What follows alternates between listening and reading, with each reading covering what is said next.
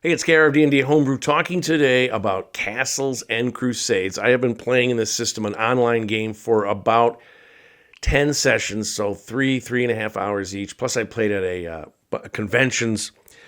And I've talked about this before. I did a review of the Rule Cyclopedia because I played that system way back when now, 30 years ago.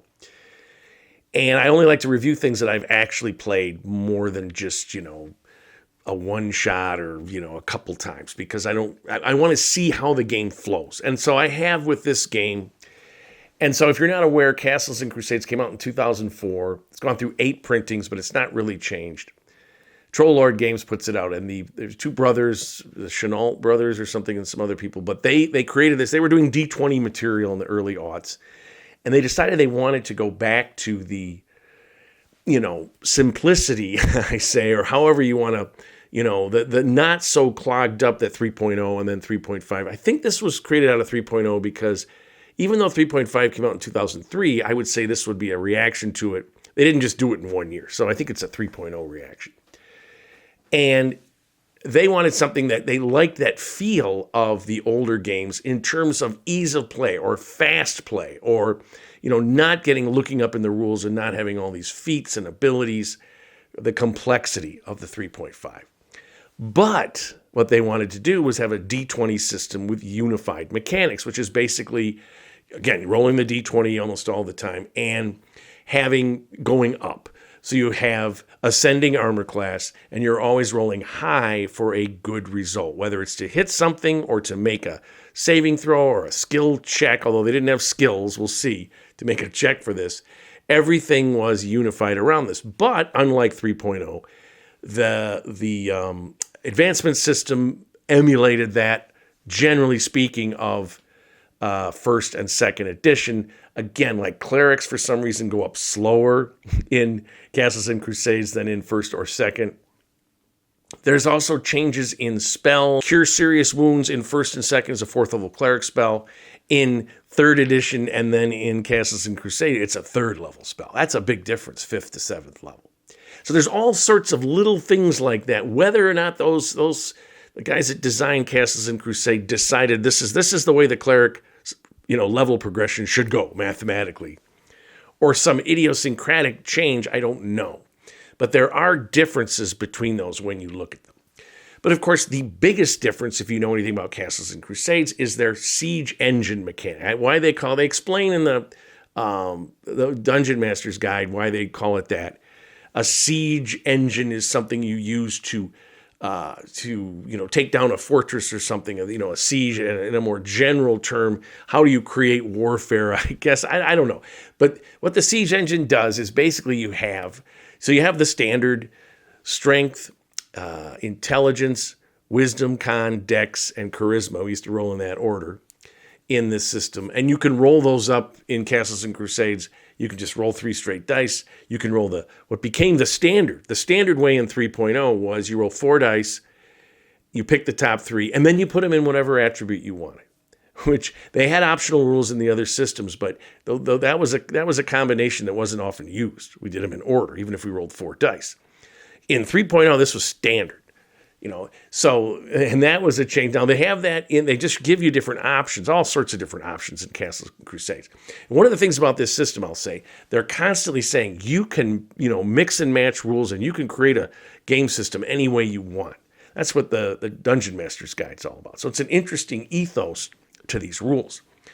So you have your attributes. The demi-humans, the dwarves, the elves, the half-elves, that sort of thing, they get 2 of the 6 are primary abilities. The rest are secondary.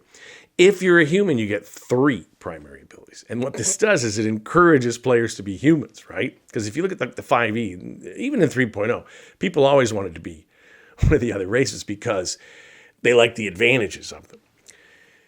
So you got primary and you got secondary. What does that mean? Well, when you are making any kind of an attribute check, which is basically what a skill check would be. I want to swim across the river. Okay, well, that's a strength attribute.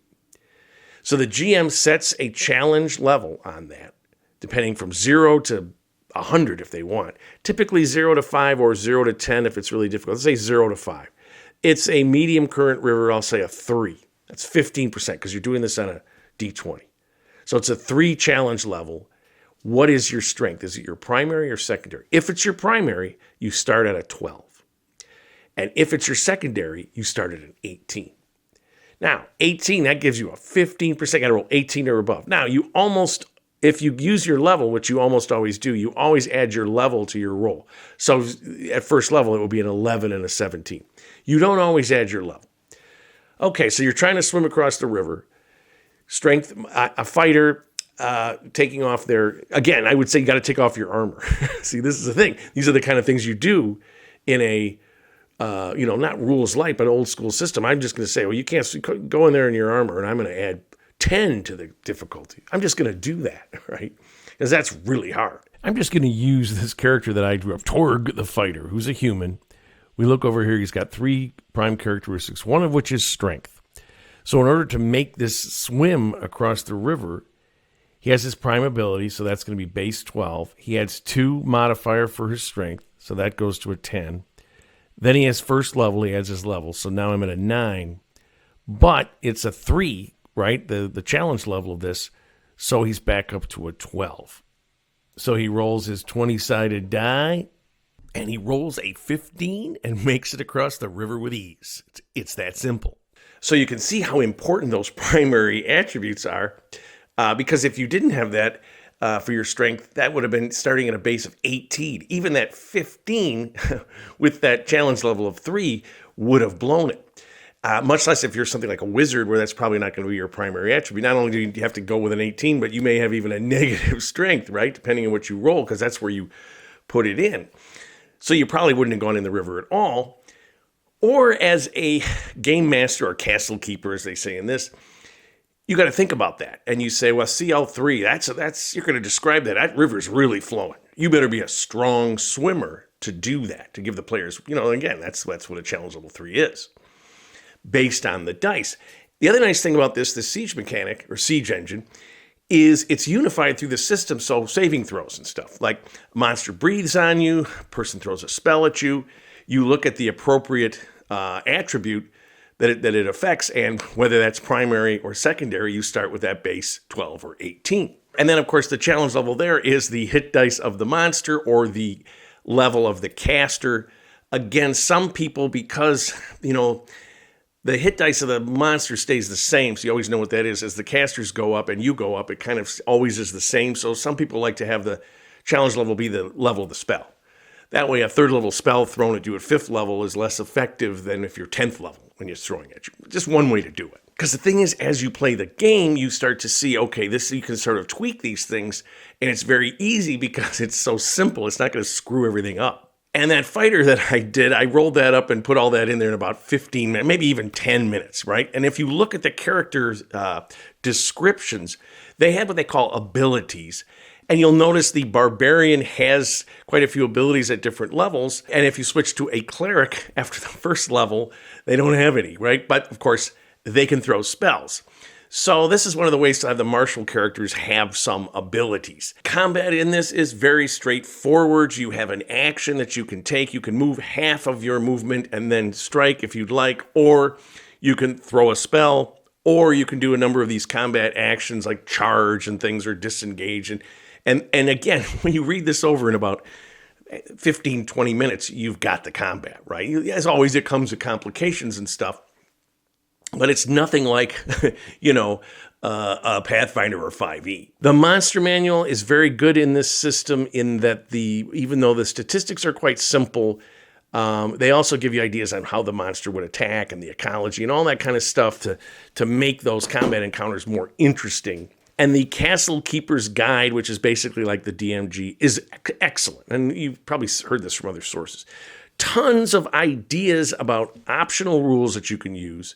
You can add skills and feats. Again, they're called advantages. The feats are kind of feats light, and the skill system too. But you can add those and all sorts of ideas for world building and economy and crafting. All kinds of great stuff in here that I kind of wish we'd had back in the day when I was playing these kind of systems. And again, I'm not going to go into too much detail on this because if you ever played 2nd edition, especially to me, and my memories of first, someone else might say, oh no, it's much more like first. But to me, it was like, oh, I'm playing 2nd edition with a D20 system.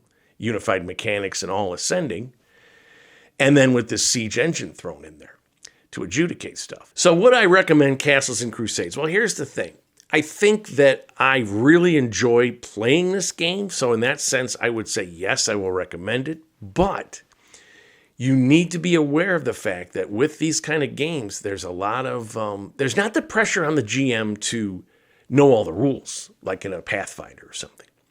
There's pressure on the GM to be able to adjudicate things quickly, and for the players and the GM to negotiate those adjudications so that when you make this roll and what attribute, because if you've got 2 primary and 4 secondary, you're going to be negotiating for those primaries a lot, right? Now, some are just, poison is a con save, or, a reflex save is, to dodge a fireball or whatever. But, you'd be surprised because players come up with stuff. Players come up with ideas. Can I do this? Can I do that?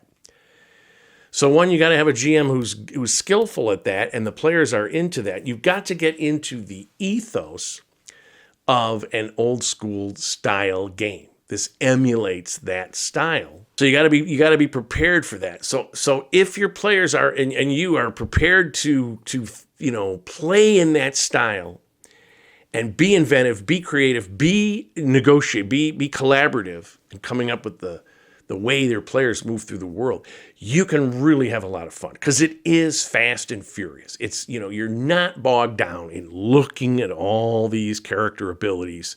You're not bogged down in arguments about how spells work and everything. It's very straightforward. And a quick shout out to my Patreon supporters. Love you guys. Love to make materials, whether it's maps or monsters or storylines or whatever, and talking more in depth about kind of the, the nuts and bolts, the insider baseball aspects of role-playing games. And if you like the video, please give a comment. I'd love to hear about anyone who's played Castles and Crusades. I know there's a lot of, things that review it out there. I'm just giving my 2 cents about what I think. So maybe try that game with your group, or play 5e or Pathfinder or any game that's out there. Just remember to have fun and tell somebody else about it.